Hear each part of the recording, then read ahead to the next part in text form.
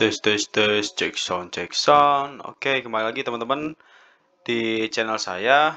Oke, jadi di video ini nantinya saya akan eh, membahas gitu ya, kenapa sih market kripto masih stagnan dan bahkan cenderung turun ya. Oke, jadi sebelum kita mulai, kita lihat dulu mayoritas kripto saat ini sedang turun ya, terlihat teman-teman hari ini atau mungkin di 2 hari ini turun ya. Oke, nah sebelumnya saya lihat dulu di indikator Fear and Greed. Jadi saat ini kita sedang berada di fase netral ya, dan cenderung akan masuk fase fear atau ada ketakutan. Nah, sebetulnya ketika nanti masuk ke fase fear atau fase ketakutannya, biasanya itu tidak akan lama ya. Dan ini kalau kita lihat juga by chart dari Fear and Greed Index, memang beberapa kali dia memantul di area atau di level berapa nih? Sekitar 37 ya. 37, 36. Jadi ketika dia mulai masuk, jadi di level fear ini kurang lebih ada di 39 ya. Jadi dia masuk sedikit ke 37 atau 36 itu biasanya naik, dan naiknya tuh langsung biasanya ke berapa nih? Ke 60 ya. Jadi langsung masuk ke grid. Nah, ini menandakan adanya lompatan ya, dari fear melompat ya. Jadi dia skip fase netralnya langsung ke grid. Jadi di situ ada nanti banjir likuiditas atau volume perdagangan yang akan naik ya. Nah, ini membuat nanti Bitcoin utamanya atau mayoritas kripto semua itu naik gila-gilaan, dan juga biasanya itu ada momentum untuk alt season. Oke, kemudian kalau kita langsung cek ya ke market outlook dari Bitcoin sendiri. Jadi di live stream tadi ya, pagi-pagi saya melakukan live stream teman-teman, biasanya untuk mengecek atau saya biasanya menganalisa dan prediksi di minggu depan itu akan terjadi apa, dan pergerakan market outlook itu akan seperti apa ya. Nah, jadi di live stream hari ini saya berbicara tentang memang Bitcoin ini masih akan berada di jalur konsolidasi ya, atau sideways lah. Jadi sekarang kita masih berada di masa sideways. Nah, ini kapan sih Bang breakout gitu ya untuk naik lebih tinggi? Dan apakah ada kecenderungan gitu ya untuk turun lebih jauh juga? Nah, menurut saya ini belum bisa kita pastikan ya. Karena dia masih mencoba menguji resisten, dan juga sekarang dia sedang menguji juga apakah dia bisa bertahan di supportnya atau di level demand di sini. Nah, sekarang meskipun dia konsolidasi di area 106.000 sampai 95.000, nah dia juga sekarang sedang menguji level supportnya nih. Level support ini sekarang sebetulnya sudah tapping dia ya.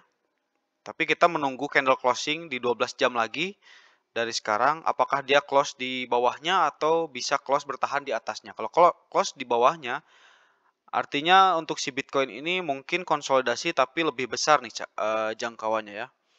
Jadi yang tadinya konsolidasi dia hanya di sini ya. Tuh, oke, saya hapus dulu. Nah, yang tadinya di sini dia konsolidasinya mungkin kalau misalkan dia closing jauh di bawah, mungkin jadinya dia akan konsolidasi jadi di atas. Nah, ini kalau misalkan konsolidasi di atas seperti ini, mungkin akan jauh lebih lama lagi ya untuk bisa kita nyatakan alt season atau ada bull run. Nah, sebetulnya di analisa minggu-minggu kemarin itu ya, ketika dia konsolidasi di area tersebut, ini tinggal 1 kali tapping lagi teman-teman. Jadi ketika ada 3 kali atau triple tapping di sini 1, 2 ya. Nah, ini sebetulnya penentuan nih, 1 lagi 3. Nah, ketika 3 di sini biasanya ada momentum untuk breakout dan naik lebih tinggi. Nah, itu sedang kita perhatikan ya. Nah, kemudian yang saya akan bahas ya, sesuai di video awal tadi, kenapa sih Bitcoin ini masih stagnan ya dan cenderung turun? Jadi teman-teman kalau misalkan teman-teman jeli ya, atau teman-teman selalu perhatikan, Bitcoin ini selalu melemah di weekend ya. Jadi biasa, mungkin orang-orang memanggilnya sebagai weekend dip. Jadi market maker bermain harga nih. Ada kecenderungan market maker bermain harga. Jadi ini bukan soal, sentimen lagi. Mungkin kemarin-kemarin sempat turun drastis ya dalam satu hari, itu memang karena adanya sentimen ya. Ketika DeepSeek atau AI yang lebih canggih dari ChatGPT itu masuk, itu menjadi sentimen buruk lah, intinya seperti itu. Tapi ternyata juga memang kalau kita perhatikan di setiap weekend itu, anjlok teman-teman, khususnya untuk Bitcoin dan Ethereum nih. Karena memang dia yang memegang market ya saat ini untuk kripto. Jadi di dua token ini di akhir pekan selalu menjadi, kepanikan lah. Jadi ini bukan selalu soal sentimen buruk, melainkan memang sepertinya ada kesengajaan dimainkan oleh market maker ya, untuk menggiring likuiditas saat, volumenya rendah. Juga biasanya di time frame per 4 jam, nah, Bitcoin dan Ethereum ini, seperti sengaja menjatuhkan harga ya, di candle di bawah 4 jam ini nih. Nah, ketika di sini ya, teman-teman lihat, di sini sebetulnya ada support yang terkuat. Di sini pun sudah ada wick nih. Saya coba zoom. Oh, kita coba ini aja ya. Sorry. Kita rubah per rupiah biar teman-teman bisa lihat. Nah, sebetulnya di sini ada support lumayan kuat ya. Nah, teman-teman perhatikan di candle satu ini nih. Nah, trader biasanya melihat ketika ini ada wick ya. Di sini ada jarum gitu, kita bisa bilang jarum. Itu biasanya sudah berhenti gitu. Masa penurunannya sudah berhenti. Makanya di sini biasanya banyak yang akumulasi. Wah, ini harganya sudah terlalu murah nih. Kita beli aja banyak. Nah, ketika dibeli, ternyata itu fake breakout atau false, apa ya, bisa dibilang ngeprank. Dia sudah turun jauh padahal dia turun lebih jauh lagi nih. Nah, di sini banyak yang terlikuidasi ya. Ini juga biasanya tujuannya, untuk menjebak trader yang memang berpikir harga akan segera membalik arah ya, atau menjadi naik. Nah, di sini kan ada indikasi untuk naik nih ya secara teknikal, tapi ternyata lebih jauh. Jadi emang trader yang memahami teori candle ya, biasanya akan langsung masuk posisi di sini nih. Dia akan membeli banyak karena melihat adanya weakness candle ya, cenderung akan naik nih di sini. Namun yang terjadi adalah harganya justru naik terus ya, sebelum akhirnya nantinya reversal. Jadi malah reversalnya di sini nih. Gitu teman-teman. Yang jadi korban siapa ya? Ya trader yang terlalu cepat masuk posisi ya, karena melihat ada weak candle di sini atau weakness candle panjang. Kemudian banyak mungkin yang terkena stop loss ya.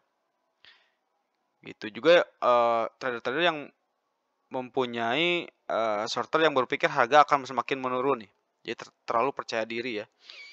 Padahal itu adalah jebakan. Jadi market maker ini hanya membuat jebakan ya, membiarkan retail masuk dulu untuk, kalau bisa kita bilang, melukis harga ya, sesuai rencana mereka gitu.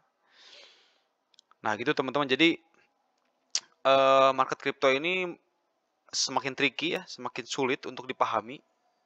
Jadi dengan adanya hal-hal seperti ini mungkin kita akan belajar lagi.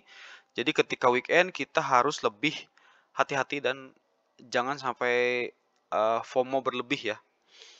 Gitu. Lebih baik ya kalau misalkan teman-teman trader ini yang memang daily trade, mungkin bisa di Sabtu Minggu ini ya udah istirahat aja gitu ya. Oke, gitu aja paling untuk video kali ini. Sampai jumpa di video selanjutnya. Terima kasih.